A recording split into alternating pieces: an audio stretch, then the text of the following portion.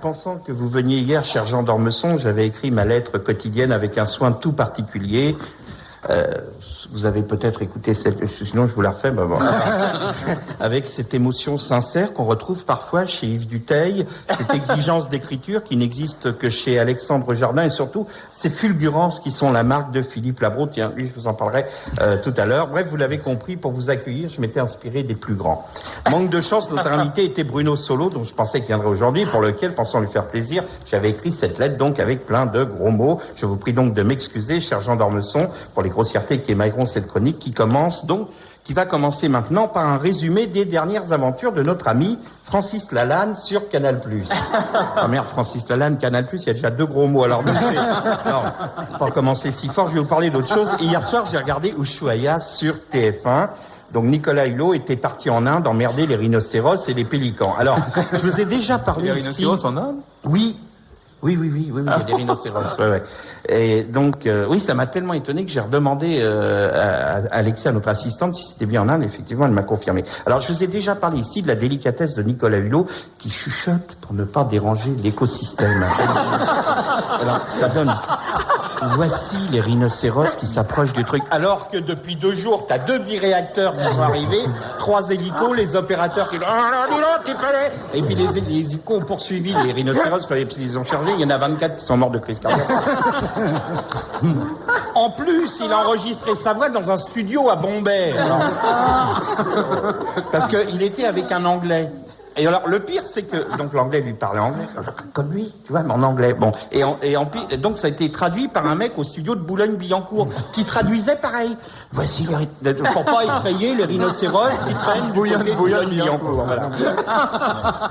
Le problème, c'est qu'en fait, il y a eu une confusion, c'est qu'au départ, le guide anglais, lui, il chuchote pas, il a aucune raison, mais il a été opéré de la thyroïde.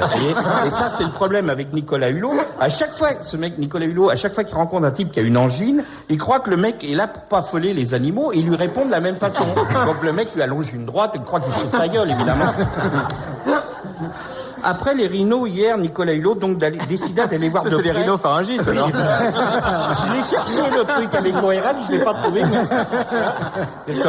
En une impro brillante, tu vois, tu mets 2 heures de labeur. Enfin, donc là, il avait décidé d'aller voir de près les pélicans, donc qui nageaient au milieu du fleuve. Alors, pour ça, il s'avançait dans l'eau, en se cachant derrière un faux pélican, probablement confectionné par les enfants de la maternelle locale, en cours d'éveil, vous voyez, ils avaient fait un truc avec un œil et tout, tu vois, alors...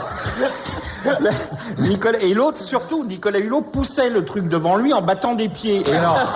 Et surtout, t'avais 2 caméramans de chaque côté avec des trucs qui n'avaient pas de faux pélicans. Donc, il s'étonne après, les vrais pélicans s'en vont.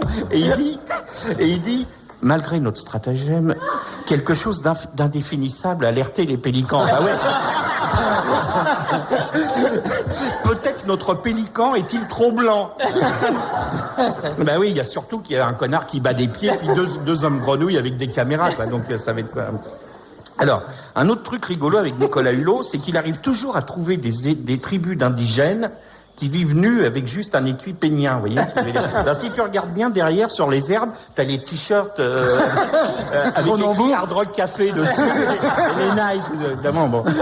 Et alors à propos de Hard Rock, il faut quand même un mot sur Francis Lalanne, pardon, cher Jean d'Ormesson. Donc, hier, il était en studio, enfin avant-hier, il était en studio. Et il faut quand même qu'il chante un peu, et donc il a composé une nouvelle chanson. Alors, déjà, il est lyrique, etc. dans la vie normale, donc vous imaginez pendant qu'il compose. Alors, je vous explique, il lui manquait la 2e phrase de son refrain. Putain, il manque la 2e phrase de et en bas de l'écran s'inscrit, il lui manque parce que maintenant on inscrit le truc. Vous voyez, la télé va des fois que vous compreniez pas ce qu'il vient de dire. Mais en fait, je me disais qu'à force de sous-titrer comme ça, on n'allait plus regarder les images et que la télé allait réinventer la littérature. Donc là, il cherchait une rime à aime-moi. Voilà, donc ça commençait très fort. Aime-moi. Et après des heures de cogitation, il y avait l'ingénieur du son qu'on pouvait plus. Il dit attends, je crois que ça vient. Et je vous jure que c'est vrai, sinon... Ça n'aurait pas de sens. Et je vous jure que c'est vrai. Et il dit, aime-moi, ne m'oublie pas. Et là, il fait, Oui, je sens que je pleure, c'est que c'est bon. Et le technicien lui dit, t'es fort, toi. Merci de m'avoir niqué ma chute. Et donc, voilà, c'est le signe quand il est bon, c'est qu'il a les larmes qui montent aux yeux. Et ben nous aussi, Francis Lalanne, tu nous fais monter les larmes aux yeux de rire. Bravo.